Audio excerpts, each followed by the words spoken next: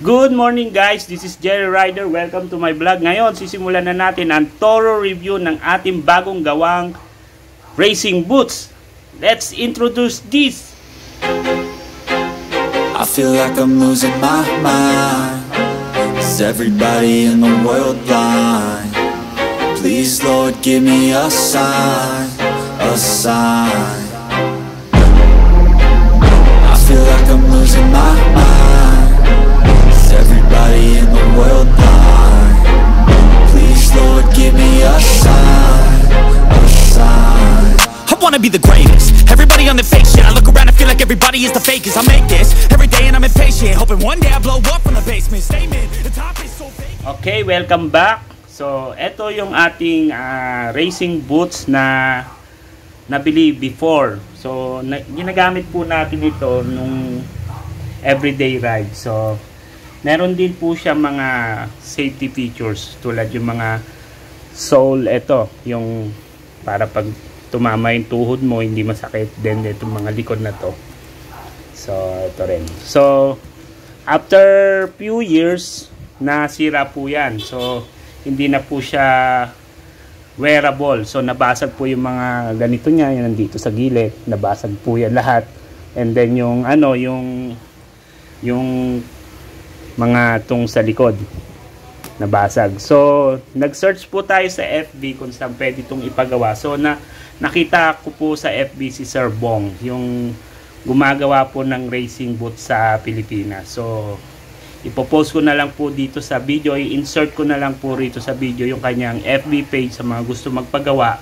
So mag-PM DM na lang po kayo sa kanya directly. So yung naghanap po tayo, so okay naman, nakakita tayo ng gagawa. So naglakas loob tayo na isend kay Sir Bong yung ating sapatos. So ni-review po natin siya. Ni-review ko po yung kanyang FB page. So mukha naman po siyang legit. Marami pong nagpapagawa sa kanya, hindi lang po ako. Marami pong mga riders dyan na nagti-trail, yung mga trail boots, doon po sila nagpapagawa. Matagal na pong gumagawa ng nagre-repair si Sir Bong ng mga racing boots. So, highly recommended po si Sir Bong. Mapagkakatiwala, napakapulido po ng gawa. So, isa-isahin po natin yung naging damage ng ating racing boots. Kasi sayang naman po kung i-dispose natin. So, sasabihin ko po ang halaga po ng pagpapagawa rito. Maya po, after nating isa-isahin yung mga nasira. I-insert ko na rin po sa video yung una kong video na makikita nyo na sira yung racing boots na to. Kung gaano siya naging maganda ngayon at maayos at matibay. So, ang original swelas po niya, kung makikita nyo po, ay pinalitan din po ni Sir Bong ng isang makapal na swelas. So, pinalitan niya po to. So, kasi po yung kung ipapagawa ko po to at hindi papalitan yung swelas, sayang naman po in the future. In-anticipate ko na masisira din yung swelas. So, pinagawa ko na rin po siya. So, ang mga nasira po dito sa racing boots na to, eto pong likuran, itong hard plastic po yun pero along the way, naging brittle na siya. Nagkanda sira-sira. Eto po, itong portion na to, yan. And then, ito pong portion na to. So, nabasag po yung plastic niya. So, as recommended po ni Sir Bong, pinalitan niya po ito ng expirable na rubber type material. So, kung makikita nyo, napakakapal po siya. Makapal po ang pinalit po ni Sir Bong. So, sa tingin ko, tatagal po ito ng napakatagal na sapatos. So, nilagay niya rin po yung sliders dito, even though hindi po tayo nagbabangin, kaya wala pong gas-gas. Yan po kayo yung original. So, yung kulay din po niyan, ni-reshine ni Sir Bong. So, shinine niya, ni-restore niya yung true color niya. So, kung makikita nyo po yung kanyang meron siyang tawag dito, yung dinidikit. So, pina-request ko rin yan na tibayan ni Sir Bong ng tahi kasi medyo natatastas na rin siya. So, eto po, I'm very satisfied sa gawa ni Sir Bong. High quality, talagang masisiyahan kayo. napakamura for me. For me, napakamura siya for the price of 3,000 pesos for the whole restoration po.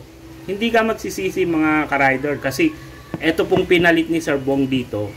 Yung original po nito na sabi ko kanina is plastic. Ngayon is napakakapal na rubber type protection, no. So ito rin kanyang ginagamit na sole. Itong ano is pang ano rin po to, pang trail, may mga spike po, so hindi ka madudulas agad kung ikaw ay tatapak sa mabuhangin or maputik na daanan. So yung kanyang mga zipper, yung zipper po niya, tinibayan po yan ni Sir Bong, plus itong mga velcro ba tawag dito na protection, tinibayan po. Ito po sana hindi po lalagyan ni Sir Bong ng leather to, leather sabi niya. So nag-ano na rin kasi yung portion na to, nagpipeel off. So sabi ko sayang na tahiin na lahat ni Sir Bong yung ating ang ating mga wearable na portion. So yung brand po neto dito, bahala na po kayo mag-decide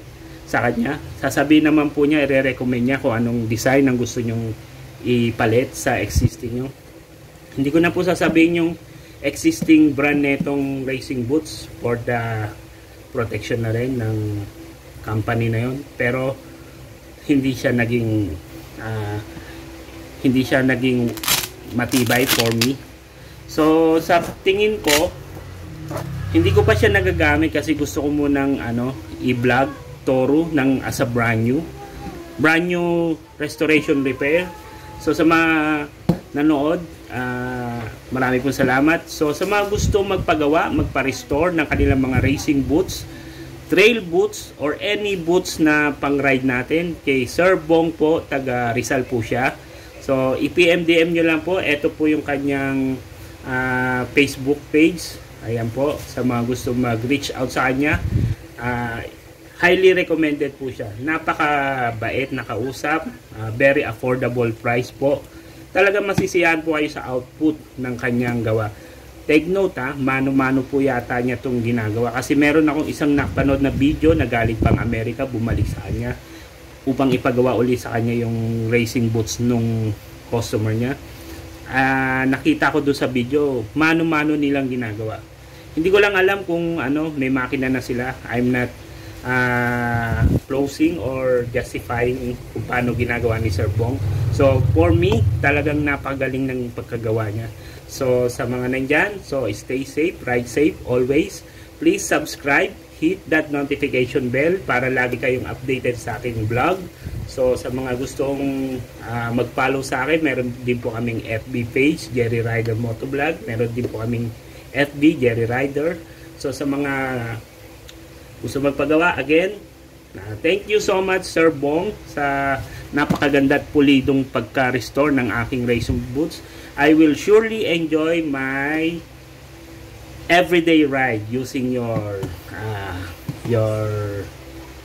skill sa pag-restore ng mga racing boots.